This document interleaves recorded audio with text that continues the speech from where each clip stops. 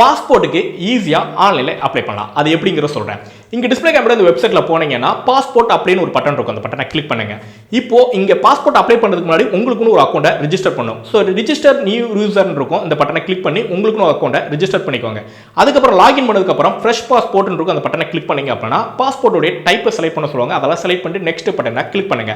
இப்போ உங்களுடைய அப்ளிகண்டோடைய டீடைல்ஸை ஃபில் பண்ண வேண்டியிருக்கும். அதெல்லாம் ஃபில் பண்ணி முடிச்சதுக்கப்புறம் நெக்ஸ்ட் பட்டனை கிளிக் பண்ணுங்க. இப்போ ஃபேமிலி டீடைல்ஸ் கேட்கும். அந்த ஃபேமிலி டீடைல்ஸ் எல்லாம் கொடுத்ததுக்கப்புறம் நெக்ஸ்ட் பட்டனை கிளிக் பண்ணுங்க.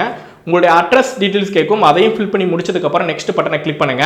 இப்போ எமர்ஜென்சி கான்டாக்ட் டீடைல்ஸ் கேட்கும். அதையும் நீங்க கொடுத்ததுக்கு அப்புறம் நெக்ஸ்ட் கொடுத்தீங்கன்னா பாஸ்போர்ட் டீடைல்ஸ் கேட்கும். இதெல்லாம் நோ கொடுத்துட்டு நெக்ஸ்ட் கொடுத்தீங்கன்னா அதர்ஸ் வரும். அதுல எல்லாத்துலயும் நோ கொடுத்துட்டு நெக்ஸ்ட் கொடுங்க.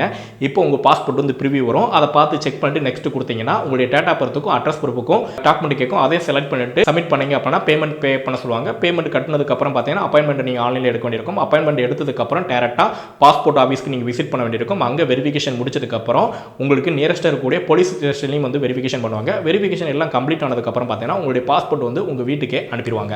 ஸோ இதை பற்றி டீட்டெயிலான வீடியோ நான் யூடியூப் சேனலில் போட்டிருக்கேன். அந்த வீடியோடைய லிங்க் பார்த்தீங்கன்னா கமெண்ட் பாக்ஸில் பின் பண்ணியிருக்கேன். செக் பண்ணி பாருங்க. வீடியோ பிடிச்சிருந்தா லைக் பண்ணுங்க. இந்த மாதிரி நிறைய யூஸ் பண்ண இன்ஃபர்மேஷனுக்கு நம்மளுடைய டெக்னிக்கல் பேஜ் வந்து ஃபாலோ பண்ணிக்கோங்க.